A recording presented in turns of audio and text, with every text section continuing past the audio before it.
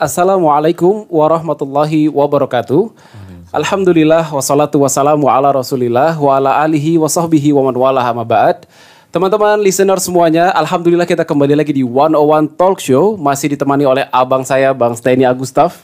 Apa kabar Mas Steny? Sehat, dan tentu masih dengan guru kita semua, Ustadz Muhammad Tutu Dikri Hafizahullah Ta'ala. Apa kabarnya Ustadz? Gimana Ustadz? Alhamdulillah, baik Ustadz. Alhamdulillah. Terima kasih Ustadz atas kesempatannya di studio kembali bersama kita. Mudah-mudahan Allah berikan kita ilmu yang bermanfaat Mas Steny. Dan mudah-mudahan Allah berkahi majelis kita pada kesempatan kali ini.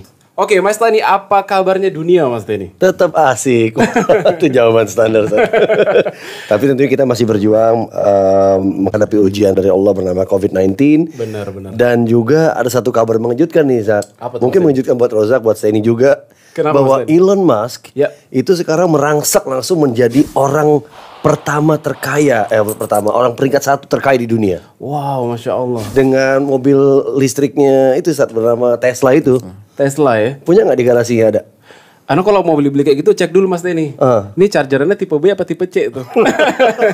Kayak mau beli handphone ya Ustaz. Ini cukup mengejutkan di kalangan bisnis. Jadi tiba-tiba dia masuk jadi posisi pertama dari kekayaan 12,5 miliar menjadi 189,7 miliar mengalahkan Jeff Bezos yang selama ini ada di peringkat 1. Oke. Jadi selebihnya ada Jeff Bezos, ada Bill Gates, ada Bernard Arnold dengan Louis Vuitton-nya, dan terakhir ada di peringkat 5 ada Warren Buffett. Oke. Nah, mudah-mudahan nama Abdul Razak suatu saat akan ada di sini insya Allah. Insya Allah, amin Ustaz Steny. Walaupun nggak boleh berambisi banget ya. Nggak bisa. Tapi Mas Steny dari apa yang Mas Steny sampaikan tadi, kadang-kadang tuh Anda suka berpikir ya Mas Steny. Mungkin sebagian kita juga suka berpikir orang-orang kayak begini nih memang nasibnya udah bagus kali Mas Steny ya. Tapi mohon izin, menurut Anda bukan hanya nasib sih. Ada banyak hal yang dilakukan mereka yang mungkin kita nggak tahu. Contohnya perjuangannya mereka, mungkin kurang tidurnya mereka, mungkin menghadapi segala totalitasnya mereka. Gimana pendapat Ustaz? Mungkin nggak Ustaz? Bagaimana pendapat Ustaz tentang hal ini Ustaz? Ya, Assalamualaikum warahmatullahi wabarakatuh. Waalaikumsalam warahmatullahi wabarakatuh. Bismillahirrahmanirrahim. Alhamdulillahirabbil alamin. Wa nashhadu an la ilaha illallah wa anna Muhammadar Rasulullah wa nusalli wa sallim ala nabiyina Muhammad wa ala alihi wa sahbihi ajma'in wa ba'd. Tentu saja yang pertama kita harus dudukan sesuatu pada porsinya, Zak. Sesukses apapun orang dengan dunia mereka, dunia tetap dunia. Itu harus clear dulu. Iya, Ustaz. Lau kanatid dunya ta'dilu indallahi janaha ba'udha ma saqat kafiran syurbata ma. Apabila dunia itu di sisi Allah senilai dengan salah satu sayap nyamuk, Mas Steny, maka orang yang kufur itu tidak akan Allah berikan minum walaupun seteguk air. Artinya ketika yang beriman dan yang kufur itu sama-sama bisa menguasai dunia, bisa sukses, itu berarti nggak ada artinya. Itu berarti nggak ada. Iya, artinya. Misalnya ada daun-daunan yang berguguran, atau ada pohon di depan rumahnya Rozak dan semua boleh ngambil itu Pak. Bisa mentik daun di pohon yang ada di depan rumahnya Rozak. Itu berarti pohon itu nggak ada artinya bagi Rozak. Karena semua boleh ngambil. Gitu kan, semua boleh ngambil. Beda kalau Rozak punya sendal jepit di depan pintu rumahnya, terus ketika ada yang ngambil, Rozak teriakin maling, berarti sendal jepit itu berharga. Gitu kan. Jadi ketika semua orang bisa sukses, mau dia beriman, mau dia kufur, mau dia nggak percaya sama Allah, semua bisa menguasai dunia, maka itu berarti nggak ada artinya. Nah, kita harus dudukan dulu, kita bicara konsep atau kita bicara ambisi untuk mendapatkan dunia dengan menjadikan mereka sebagai inspirasi kita. Jadi jangan sampai ke arah sana, karena kalau arahnya ketika kita melihat data-data Elon Musk atau mengalahkan Jeff Bezos dan lain sebagainya hanya untuk membuat kita jadi ambisi terhadap dunia, itu parah. Kenapa? Karena Nabi SAW bersabda, "Laukan nanti dunia hamma farraqallahu syamlah." Apabila dunia itu menjadi ambisi seseorang, Allah akan cerai beraikan urusannya. Allah akan buat urusan kita berantakan. Pokoknya ada aja, enggak benang kusut tuh. Wa ja'alal faqra baina ainai. Lalu kemiskinan dibuat di depan pelupuk mata seseorang. Jadi dia paranoid. Dia takut miskin gitu. Dan walam ta'ti duna illa ma kutibalah, dan yang datang ke dia juga hanya sebatas yang ditakdirkan Allah aja gitu loh. Tapi kalau maksudnya apa pola kesuksesan, baru mari kita bicara gitu. Betul. Karena semua tuh udah ada polanya. Iya. Allah berfirman dalam surat Al-Fatah ayat 23, sunnatullahi allati qad khalat min qabl. Ini adalah sunnatullah, pola yang Allah terapkan dan diterapkan dari zaman dahulu. Pola kehidupan. Walan tajida li sunnatillahi tabdila, dan Anda tidak akan melihat pola Allah itu berubah. Gitu loh, pola Allah itu berubah. Jadi keberhasilan baik di dunia maupun di akhirat itu ada polanya. Dan nggak akan berubah sama sekali. Polanya itu sama. Tinggal kotaknya aja beda gitu loh. Variannya aja beda, tapi polanya, benang merahnya sama. Makanya Imam Syafi'i rahimahullah mengatakan, man kana yuridu dunya fa'alaihi bil ilm wa man kana yuridul akhirah fa'alaihi bil ilm. Barang siapa yang ingin dunia, dia harus tahu ilmunya. Dan barang siapa yang ingin akhirat, dia pun juga harus tahu ilmunya. Jadi semua itu ada ilmu, ada polanya juga gitu loh. Itu sih. Jadi menjadi kaya pertama jangan jadikan itu sebagai tujuan, ambisi. Tapi kita bisa ambil polanya mereka dalam melakukan itu saja. Dunia tetap dijadikan sarana. Sebagai jalan menuju akhirat. Oh, Masya Allah. Baik. Fi dunya ka'annaka gharib aw 'abiru sabil.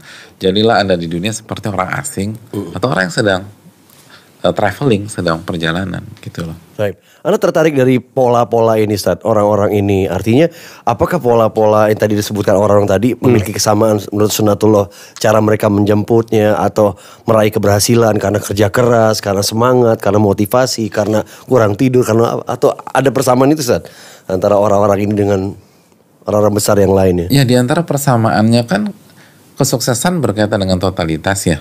Ketika kita total, maka Allah akan menghargai perjuangan kita tersebut. Jadi mau main di kotak apapun, orang-orang sukses adalah orang-orang yang totalitas di bidangnya. Artinya mereka punya benang merah yang bernama totalitas. Dan itu terlepas kita tahu apa nggak tahu. Dan seringkali karena kita nggak tahu behind the scene-nya, kita anggap dia tuh enak, nyaman, nggak susah, nggak kayak gua. Padahal kalau dia ngelihat betapa jungkir baliknya orang-orang tersebut sebelum sukses, sebelum berhasil, sebelum tampil seperti sekarang, dia akan mengerti gitu loh. Cek, mungkin ini juga ada datanya nih, izin kalau saya mau nyampaikan sedikit, Zak. Gimana Mas? Termasuk si Bob Iger ini, Executive Chairman of Disney ini, katanya bangun pagi setiap hari jam 4.30, Zak. Dia memanfaatkan waktu mayoritas itu untuk ya dengan baca koran, membaca email, baca sih itu. Bill Gates juga itu, dia selalu meluangkan waktu belajar dan latihan ya 1 jam setiap hari, dan katanya nih 50 buku dia lumat dalam setahun baca. Berarti kata kuncinya baca. Kita juga baca sih Mas Teni kalau buku tabungan tapi lihat saldo turun, nggak gerak, turun nggak gerak. Dan selalu sedih di situ ya. Tahu aja Mas Teni ada jadi malu. Oke, gimana terus? Warren Buffett juga gitu, Ustaz. Dia punya kelebihan, dia suka membaca katanya. Dia ngabisin 5 sampai 6 jam sehari untuk baca koran, ditambah dia membaca 500 lembaran laporan perusahaan-perusahaan karena dia bergerak di bidang finansial gitu ya. Dia mesti baca prospektus perusahaan. Dan dia di masa awal karirnya di bidang investasi dia membaca 600 sampai 1000 lembar catatan laporan perusahaan. Jadi intinya dia membaca. Apakah ini salah satu modal dari pola pikir orang berhasil, Ustaz? Suka membaca itu kali ya? Iya, Mas Teni. Salah satunya seperti itu, Ustaz. Nggak heran Mas Teni. Nggak heran. Nggak heran, Ustaz. Karena itu salah satu pola ya. Dan ulama kita punya sejarah yang lebih kinclong lagi gitu daripada data yang tadi disebutkan. Artinya kalau Pak Bob itu bangun jam 4:30, Imam Ahmad itu sebelum subuh beliau sudah ready untuk berangkat belajar. Itu sebelum subuh itu udah siap. Sampai dicegah sama ibunya. Kata ibunya, "Nak, janganlah kau berangkat sampai adzan subuh, nah," gitulah. Jadi ini belum adzan subuh, jangan berangkat dulu. Jadi dia udah siap gitu loh. Jadi bukan bangun, dia udah ready, udah siap. Dan kalau ibunya nggak cegah, dia akan berangkat sebelum subuh. Beliau rahimahullah taala. Maka tidak heran dengan taufik dari Allah Subhanahu wa taala, beliau bisa menjadi seorang imam, satu dari 4 imam mazhab, yaitu mazhab Hanabilah. Jadi sebelum subuh sudah siap. Dan itu kultur banyak para ulama. Al-Imam Ibnu Mubarak dan Al-Imam Ali bin Hasan bin Syaqiq itu kalau belajar itu dari pada Isya sampai subuh, nggak tidur. Dari pada Isya sampai subuh. Beda ya, Masya Allah. Jadi memang mereka totalitas dalam belajar. Kalau misalnya Pak Bill Gates itu tadi disebutkan oleh Mas Teni, beliau setiap hari harus belajar 1 jam ya. Iya. 1 jam. Imam Nawawi 1 hari 12 pelajaran. Imam Nawawi dalam 1 hari 12 pelajaran. Wow. Oke. Jadi 12 pelajaran tuh belum 12. aktivitas yang lain. Iya. Al Imam Nawawi rahimahullahu taala. Jadi makanya nama beliau harum dan karya beliau sampai hari ini. Gitu loh. Karya beliau kita nikmati sampai hari ini. Sebut saya Riyadhus Shalihin, sebut saya Arba'in Nawawiyah, sebut saya Al-Adhkar, sebut saya Al-Minhaj atau Rawdatul Talibin dan Ilmu Fikih dan lain sebagainya. Ya wajar karena beliau 12 pelajaran dalam sehari. Dan bahkan waktu kecilnya Imam Nawawi itu ketika diajak main, beliau tuh ngumpet gitu loh. Artinya beliau nggak mau. Waktu kecil nggak mau main? Nggak mau main. Jadi harus dipaksa. Ya Allah. Dan ketika dipaksa main, beliau main sambil nangis dan sambil murojaah Quran. Karena juga waktu kecil diajak sih Ustaz, waktu diajak main ngumpet.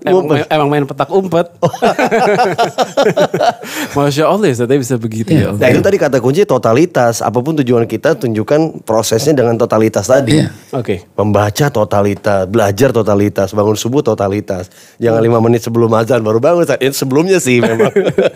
Ini buat reminder buat Anda juga. Oke. Masya Allah. Masya Allah. Kayak misalnya Warren Buffett tadi, beliau baca 600 sampai 1000 lembar catatan laporan perusahaan. Iya. Itu nggak aneh di dunia para ulama. Al-Imam Al-Muzani, Imam Muzani itu sekelas infus salah satu murid terbaik Imam Syafi'i rahimahullah. Beliau punya kitab fikih namanya Mukhtasar. Itu baca buku Imam Syafi'i Ar-Risalah itu 500 kali. Bukan 500 lembar ya. Kalau 600 sampai 1000 lembar ya wajar. Ini 500 kali pengulang. Tamat ulang lagi. Buku Tamat yang sama, ulang kan? lagi. Buku yang sama. Dan itu biasa di dunia ilmu. Abu Bakar bin Atiyah, Abu Bakar bin Atiyah salah satu ulama besar pada tempo dulu, itu mengulang Sahih Bukhari. Tahu Sahih Bukhari nggak sih, Zak? Tahu Ustaz. Ustaz pernah bilang. Ini tebel ujian. apa? Nah, Zak. Tebel ini kan Imam Bukhari. Sahih Bukhari Iya. kan tebel banget gitu. Betul. Itu beliau hatamkan dan beliau ulang 700 kali. 700 kali, selesai diulang lagi, selesai diulang lagi. Gimana ilmunya nggak ngelotok? Jadi wajar ilmu mereka di dalam kepala. Kalau kita ilmunya di luar kepala. Alias lupa. Semua keluar. Atau mau masuk nggak bisa Ustaz, keluar aja gitu. Itu mereka bayangkan 700 kali. Masya Allah. Buku ini ya Sahih Bukhari kan salah satu cetakannya ya setebel inilah. Iya. 700 kali ulang-ulang. Oke. Itu baru satu buku. Kita belum bicara buku yang lain. Masya Allah. Jadi makanya para ulama mengatakan man jadda wajad, barang saya bersungguh-sungguh, insya Allah dia akan mendapatkan Iya. cita-citanya. Masya Allah. Sorry. Di antaranya juga Al-Imam Ibnu Mufli dalam Al-Adab, beliau menyatakan ar-rahalatu nalu birraha. Kenyamanan itu tidak didapatkan dengan kenyamanan. Jadi kenyamanan itu tidak didapatkan dengan kenyamanan. Okay. Istirahat tidak didapatkan dengan istirahat. Gitu.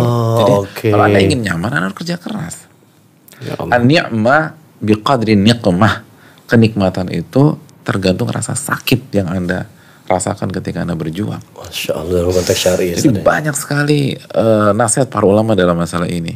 Banyak sekali. Makanya kan Allah Subhanahu wa taala berfirman dalam surat Al-Ankabut ayat 69, "Walladzina jahadu fina lanahdiyannahum subulana."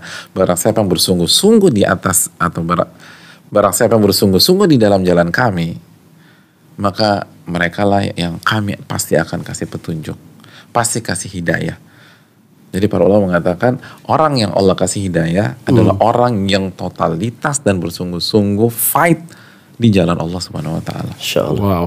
Itu terdengar di kepala kita seperti tidak mungkin ya Ustaz, tanpa pertolongan Allah ya. Orang membaca 500 kali buku yang sama. Masya Mission Allah. impossible ya Mas Dani ya. Tapi mungkin setelah terdengar di pemahaman kita, tapi dengan pertolongan Allah mungkin saja seorang bisa. Sangat mungkin.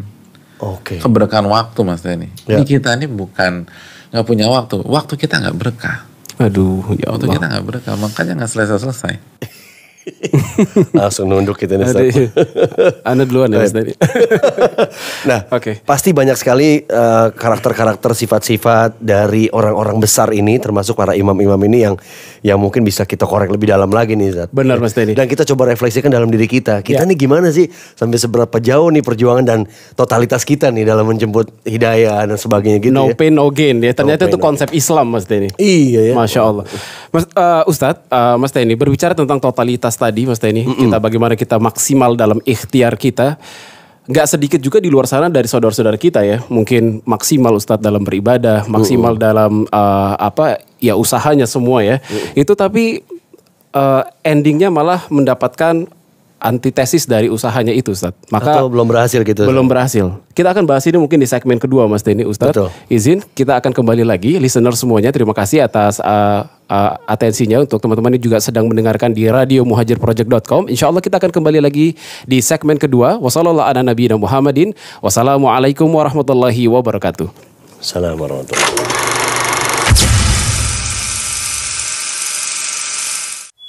Ikutilah kajian Riyadhus Shalihin via live stream di YouTube channel bernama akun Muhammad Nuzul Zikri yang insya Allah direlay langsung via website serta aplikasi radio.muhajirproject.com. Insya Allah rutin berlangsung setiap hari pukul 5:30 waktu Indonesia bagian Barat untuk DKI dan sekitarnya bersama Al-Ustadz Muhammad Nuzul Zikri hafizahullahu ta'ala.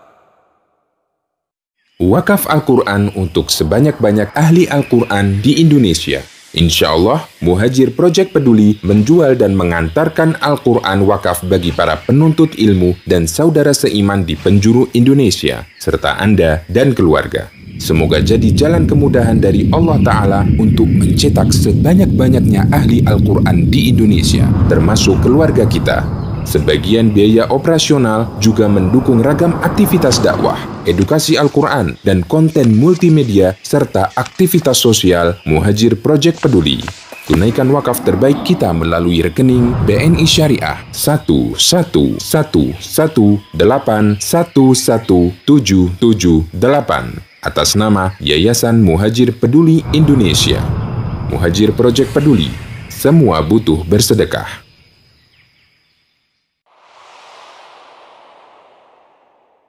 Insya Allah, ini kurban plus pertamaku. Saudaraku, dalam Islam, waktu sangat erat kaitannya dengan momentum ibadah. Beberapa ibadah utama memerlukan persiapan sejak jauh hari seperti menikah, haji, serta umroh. Termasuk ibadah sunnah muakkadah yang sangat dianjurkan, yaitu berkurban di bulan Zulhijjah yang penuh berkah. Insya Allah, diperkirakan Idul Adha bertepatan tanggal 20 Juli 2021. Banyak yang gagal berkurban di tahun-tahun sebelumnya karena tidak maksimal dalam persiapan. Oleh karena itu, mari bersegera persiapkan lebih awal dengan matang, awali dari niat yang kuat lalu ikhtiar yang maksimal. Bismillah, tabungan Kurban Plus, insya Allah siap mengawal proses Anda berkurban lebih awal. Insya Allah, ampuh, aman, mudah, proses syar'i, untuk semua umat Islam, hewan terjamin. Bagi sahabat yang sudah berkurban bersama Kurban Plus tahun lalu, semoga Allah Ta'ala mudahkan dan berkahi perjuangannya untuk kembali bisa berkurban bersama di tahun ini. Maka jangan tunda. Yuk bersegera menyambut ibadah yang indah ini. Tabung dari sekarang di tabungan Kurban Plus. Insya Allah tahun ini kita semua berkurban.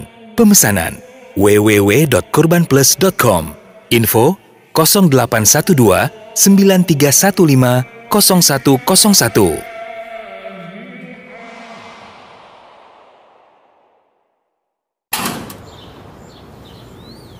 Di kehidupan dunia yang menyibukkan dan sesaat ini, seorang muslim sepatutnya berkompetisi beramal sebaik-baiknya di samping kesibukan dunianya. Seorang mukmin sepatutnya bersemangat mengejar keutamaan akhirat selagi berikhtiar mencari duniawinya. Dan salah satu keutamaan seorang muslim adalah melalui Al-Quranul Karim. Sebagaimana yang disabdakan Nabi Muhammad SAW, sebaik-baik kalian adalah yang belajar Al-Quran dan yang mengajarkannya. Hadis riwayat Bukhari. Biiznillah, Muhajir Project Tilawah tengah membina sebanyak 1.018 peserta tahsin online yang tersebar di seluruh Indonesia. Kami menawarkan kesempatan berkompetisi beramal sebaik-baiknya dalam mengejar keutamaan seorang muslim dengan menyampaikan dukungan terbaik Anda melalui BNI Syariah, nomor rekening 1111811 166 atas nama Muhajir Peduli Indonesia, rekening khusus program Muhajir Project Tilawah. Jazakumullahu khairan. Rumah, bukalah dengan basmalah. Bangunlah dengan takwa. Kala suka atau duka, bersama keluarga. Penuhi dengan ibadah. Hiasi dengan makna berharga. Bahagiakan dunia dan akhirat kita, insya Allah. Semoga rumah kita, surga kita. Muhajir Project Store. Kalau tujuan kita ingin ke surga, kita harus istiqomah. Karena ciri-ciri orang yang dijanjikan surga oleh Allah Subhanahu wa taala adalah orang yang berinfak dan bersedekah di saat susah dan senang. Allah sampaikan itu dalam surat Ali Imran ayat 133, 134. Dan bersegeralah menyambut ampunan Allah dan surga yang lebarnya seluas langit dan bumi yang dipersiapkan untuk orang-orang yang bertakwa. Siapa orang-orang yang bertakwa? Orang-orang yang bertakwa adalah yang berinfak di saat lapang dan di saat sulit. Tinggal nominalnya aja diatur. Misalnya ada orang kalau lagi lapang infaknya 50 juta sekali infak. Ya udah ketika sulit sesuai kemampuan aja diturunin nggak apa-apa. Tapi kalau ternyata dari 50 juta saya sekarang hanya bisa 500 ribu, ya udah 500 ribu nggak apa-apa, nggak masalah. Karena Allah lihat keikhlasannya, ketulusannya. Yang penting tetap istiqomah gitu loh.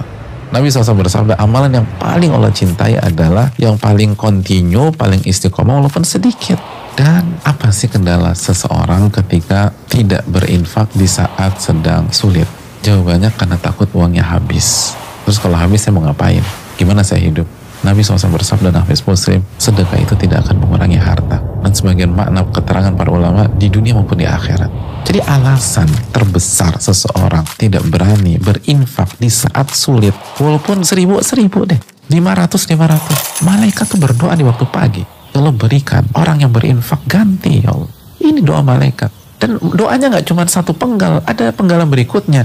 Ya Allah berikanlah kebangkrutan bagi orang yang nggak berinfak. Masa kita nggak pengen dapat doa malaikat di penggalan pertama, dan masa kita nggak ingin menghindar dari doa malaikat yang kedua? Jadi nggak ada alasan. Pertama ini bukti keimanan kita, lalu ini akan mengundang cinta Allah, ini akan memberikan kita jalan menuju surga, dan alasan kita tidak berinfak ilusi. Karena Nabi mengatakan tidak akan mengurangi harta. Wallahu ta'ala bishawab.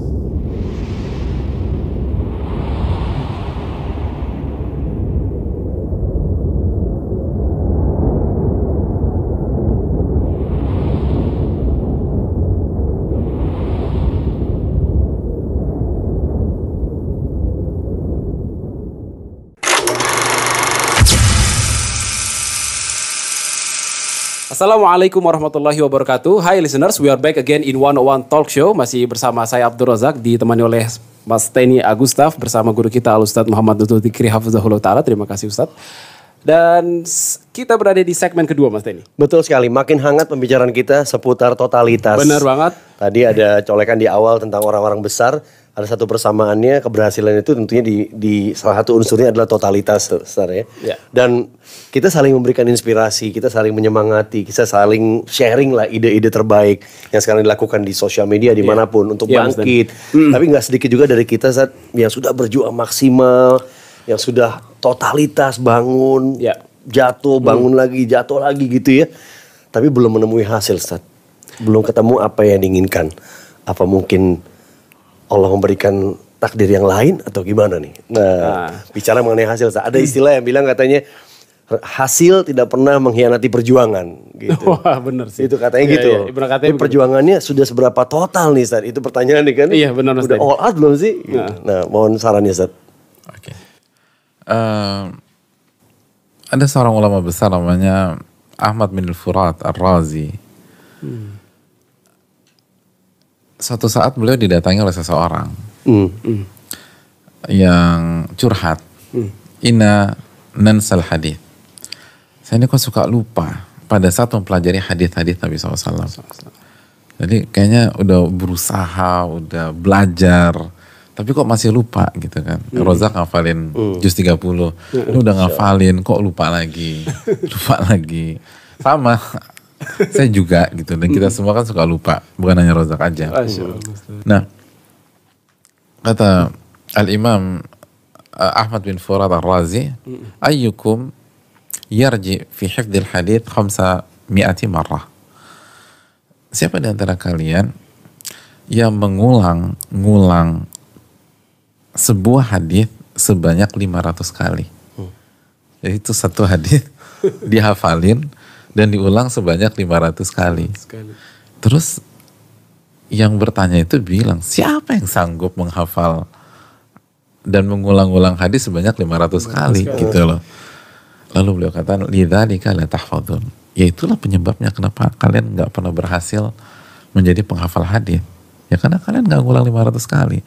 Dan beliau mengulang setiap hadis 500 kali.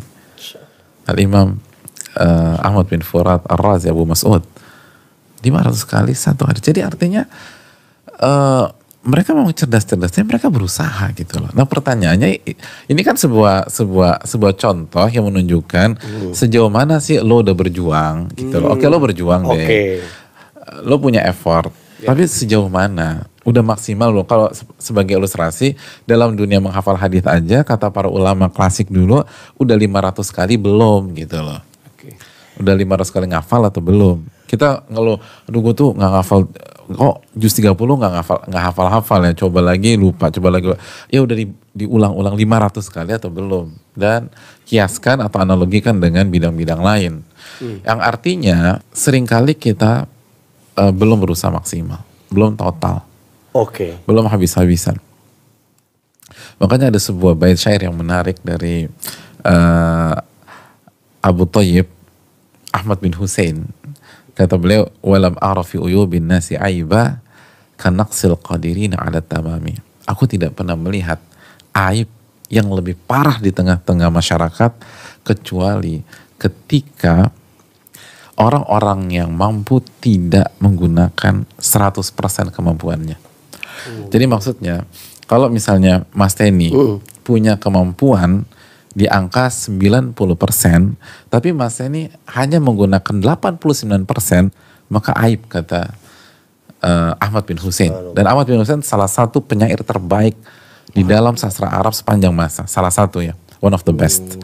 Jadi beliau katakan itu aib. Jadi kalau kita punya kemampuan 90%, ya lu harus 90%. Kita punya kemampuan 80%, lu harus 80%. Lu main 79% itu aib. Ketika kemampuan kita 95%, harus main di 95%. Main di 94%, walaupun dipuji oleh seluruh lingkungan, itu aib, kata para ulama. Anda harus main di tingkat maksimal. Jadi the best version of you gitu loh. Yes. Nah berarti taruhlah persamaannya di dunia marketing ada quality benchmarking ya. Benchmark kita berarti satu sama lain beda nih. Kita pikir ini udah paling tinggi nih. Tapi ternyata kalau dengar tadi cerita tadi, Masya Allah, gak ada apa-apanya gitu. Langsung jep ke ya Allah. Berarti kita juga mesti meningkatkan standar kualitas kita Zat ya. Jelas. Dan bukan hanya meningkatkan, Mas. Kita harus main di level terbaik yang Allah kasih ke kita. Itu yang jadi masalah. Makanya kan Allah katakan fattaqullaha mastata'tum, bertakwalah kepada Allah semaksimal kalian. Jadi bukan hanya tampil baik gitu loh. Tapi yang versi terbaik dari diri kita, itu yang susah, Mas. Cek Zat. Izin Zat. Gimana kita mengetahui edisi atau versi terbaik kita nih? Kadang-kadang kita gampang nyerah nih sama masalahnya.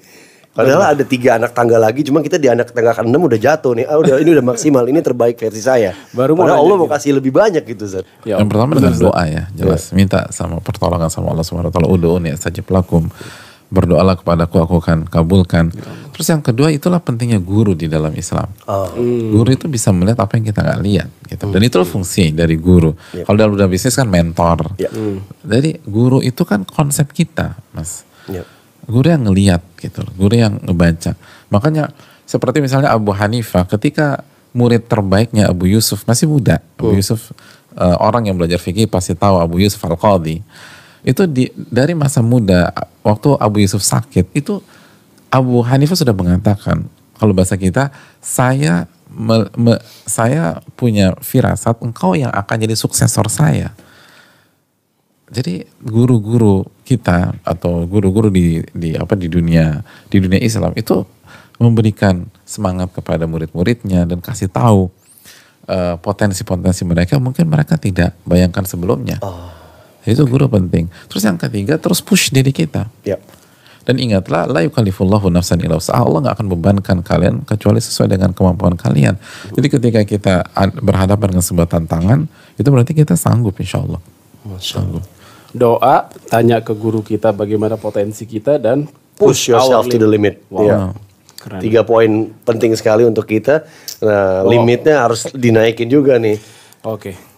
Berarti bangun subuh jam berapa, Zak gitu? Jangan 10 menit sebelum azan ya.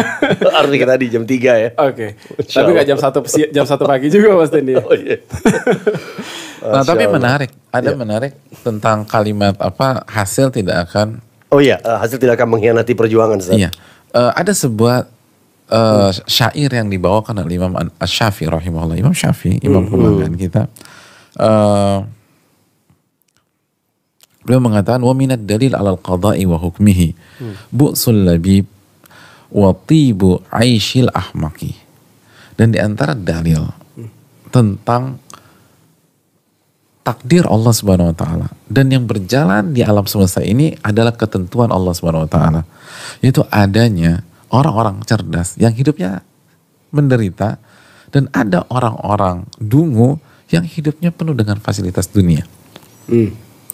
Jadi akan ada satu titik gitu loh dalam kehidupan ini, ada orang udah berusaha semaksimal mungkin tapi tetap gak kaya-kaya gitu loh, gak berhasil secara duniawi. Dan ada orang yang gak punya kapasitas, malas-malesan, itu sukses. Banyak. Itu banyak banget. Kita kenal lah di dunia pergaulan kita. Jangankan dia berjuang, jangankan no pain no gain, dia begitu brojol dari perut ibunya udah kaya gitu loh. Ada. Mau ngapa-ngapain nih. Iya, benar. Udah kaya. Dan di waktu yang sama ada orang 20 tahun kaki di kepala kaki nggak punya kaya. Iya, nggak punya kekayaan seperti dia. Dia nggak ngapa-ngapain. Tugasnya cuma keluar doang aja. Terus langsung kaya, subhanallah. Nah, apa hikmahnya? Biar kita tahu bahwa effort manusia bukan segala-galanya, Pak. Kita suruh berjuang, betul. Tapi ada yang di atas itu semua. Wa ma tasyauna illa ayyashallahu rabbul alamin dalam surat At-Takwir yang terakhir. Apa yang kalian inginkan tidak akan kejadian kecuali apa yang dikehendaki oleh Allah Subhanahu wa taala. Dan disitulah kita kembali ke spirit dan filosofi penghambaan gitu loh. Gitu loh. Bahwa akan ada satu titik Anda tuh hamba. Mau sehebat apapun, sejago apapun, effort sekuat apapun, pada akhirnya kita hanyalah hamba Allah Subhanahu wa taala yang salah satu konsekuensinya harus menerima takdir Allah Subhanahu wa taala. Dan disitulah kesuksesan. Disitulah keberhasilan. Makanya yang bikin kita hancur adalah ketika kita menjadikan parameter duniawi sebagai tolak ukur kita. Oke, misalnya kita gagal terus. Perlu kita udah coba ya. Sedangkan kita lihat teman kita cuman gara-gara warisan dia langsung kaya raya. Yang bikin kita sakit hati, nyelekit gitu loh, nyesek itu kenapa sih? Karena parameter kita kan dunia. Coba kalau kita yakin bahwa semua perjuangan, seluruh keringat, seluruh kerja keras, seluruh air mata itu nggak sia-sia karena kita lakukan itu dalam rangka mengamalkan perintah Allah dan Rasulnya, dan itu kita yakini sebagai sebuah pahala, keberkahan, khususnya di akhirat, maka kita sukses. Insya Allah. Udahlah, kita gak usah ngebahas lagi orang-orang terkaya, Zak. Udah cukup, Zak. Karena itu bukan ukuran. Betul, tapi juga bukan pakai madzhab perubahan sekali lagi. Ya kan? Totalitas. Tapi niatkan totalitas kita taqarrub, mendekatkan diri kepada Allah, dan ini menjadi sarana menuju akhirat. Sehingga apapun hasilnya, apapun yang Allah takdirkan, seperti kata Imam Syafi'i, wa minad dalil al-qada'i wa hukmihi, dan di antara dalil yang jelas di masyarakat bahwa semuanya ini akhirnya kembali kepada takdir Allah, semua ini kembali kepada ketetapan Allah, akan ada bu'sul labib, orang yang cerdas berbakat tapi hidupnya sengsara secara dunia. Wa tibu 'aishil ahmaqi, dan di waktu yang sama ada orang dungu, nggak ngerti apa-apa, tapi hidupnya dengan bergelimang kekayaan dunia, itu menunjukkan bahwa pada akhirnya dunia hanya ujian, mau beriman apa enggak, mau berharta atau tidak, mau berharap ke Allah atau berharap ke dunia. Lalu pada akhirnya bahwa yang mengatur ini semua bukan kekuatan kita, tetapi kekuatan Allah Subhanahu Wa Taala. Dan itu inti dari salah satu ujian dunia. Oke. Cek Ustaz. Waduh, luar biasa nih. Oke. Speechless ya Mas. Banyak sekali di dalam realita kenyataan hidup ini bahwa ada orang yang nggak lulus SD jadi pimpinan perusahaan, dan yang kerja sama dia tuh S3, profesor, malah doktor. Ya. Tapi Mas Neni, kalau misal dia nggak lulus SD, tapi dia punya pengalaman, dia kerja keras, dia ngerintis dari bawah, fair, itu wajar. Tapi ada yang nggak ngapa-ngapain, lahir doang, gitu loh, lahir doang. Terus ditaruh sebagai dirut, sebagai CEO, dan yang di bawah dia itu yang kerja banting tulang, terus jadi ketika kuliah ambil side job, jadi waiter, suruh bersihin WC segala macam. Itu membuat kita yakin bahwa ada zat yang maha kuasa dalam menentukan nasib. Dan kita. itu nanti ujian keikhlasan, ujian hasad apa enggak. Ya kan, dengki apa enggak kita gitu loh. Mas, ya Allah, kenapa saya udah berusaha, saya cuma dikasih segini, dia nggak ngapa-ngapain kasih. Itu ujian. Anda komplain nggak sama Allah Subhanahu Wa Taala? Anda yakin nggak bahwa Allah lah pemutus yang paling bijak? Alaihissallahu bi ahkamil hakimin. Bukankah Allah pemutus yang paling bijak? Kan pada akhirnya nanti ujiannya ke sana. Kan kembali kepada surat Al-Mulk ayat 2. Alladzi khalaqal mauta wal hayata liyabluwakum ayyukum ahsanu amala. Dia yang menciptakan kematian dan kehidupan. Intinya apa sih? Mentok-mentoknya itu apa sih? Untuk menguji kalian, siapa di antara kalian yang paling kaya? Bukan. Yang paling sukses secara duniawi? Bukan. Yang paling baik amalnya. Dan amal mencakup iman, keyakinan, lalu percaya sama Allah, yakin sama Allah Subhanahu Wa Taala, dan menghamba kepada Allah Subhanahu Wa Taala. Mungkin Masya Allah. Wah, ini luar biasa sekali pengalaman ngobrol luar biasa. Alhamdulillah. When life gives you lemon, makes lemonade. Lemonade. Tapi sebenarnya bukan life, Allah yang berikan lemon itu tadi. Ujian-ujian tadi kan. Benar. Untuk menguji kita beramal atau tidak. Masya Allah. Berharta beramal, tidak berharta beramal, ya kan? Banyak hal artinya itu ujian semuanya, gitu ya. Makanya Mas Teni dan Rozak, makanya para ulama walaupun udah berjuang, itu nggak terpuruk ketika hasilnya nggak sesuai dengan ekspektasi mereka, karena mereka dididik seperti itu. Makanya kan Imam Syafi'i sampaikan nasihat itu, para ulama yang juga sampaikan itu. Tenang loh, pada akhirnya nanti yang akan berkuasa adalah Allah Subhanahu Wa Taala. Kan makanya limanil mulkul yaum lillahil wahidul qahar. Siapa yang punya kerajaan pada hari ini? Lillahil wahidul qahar. Ini semua ini milik Allah Subhanahu Wa Taala. Jadi pada akhirnya apakah kita bisa berperan sebagai seorang hamba apa tidak? Gitu loh. Beriman apa tidak? Dan ingat bahwa kita adalah seorang hamba yang harus menghamba. Barakallahu fikum Ustaz. Jazakumullahu khairan atas ilmu dan nasihatnya ya. Oke. Ini membuka mata kita. Ustadz melihat kami berdua potensinya gimana Ustadz? Udah maksimal belum Ustadz? Potensi. Sebagai seorang guru punya parameter tersendiri dari masing-masing muridnya kan. Oke. Terima kasih Ustadz, jazakumullah khair atas nasihat yang sangat berharga sekali untuk kita semua. Tentu semoga bermanfaat untuk Ana dan Mas Teni lebih awalnya ya. Sebelum mungkin untuk teman-teman listener semuanya di manapun kalian berada saat ini. Dan semoga Allah senantiasa mengaruniakan kepada kita semua ilmu yang bermanfaat, ilmu yang dapat kita amalkan, dan semoga mengantarkan kita ke surganya Allah Subhanahu Wa Taala. Semoga kita mendapatkan taufik dan hidayah dari Allah, terus selalu mengamalkan ilmu-ilmu yang kita dapatkan dalam kehidupan sehari-hari ini. Iya, betul sekali. Oke listener semua, insya Allah kita akan ketemu lagi di kesempatan 101 Talk Show berikutnya. Dan semoga Allah senantiasa memberkahi kehidupan kita semua, memberkahi waktu kita, dan memudahkan kita untuk mengamalkan ilmu yang tadi Ustadz sampaikan. Jazakumullah khair Ustadz, Mas Teni, semuanya. Kita tutup dengan doa kafaratul majlis. Subhanakallahumma wa bihamdik, asyhadu alla ilaha illa anta, astaghfiruka wa atubu ilaik. Wassalamualaikum warahmatullahi wabarakatuh. Waalaikumsalam warahmatullahi wabarakatuh.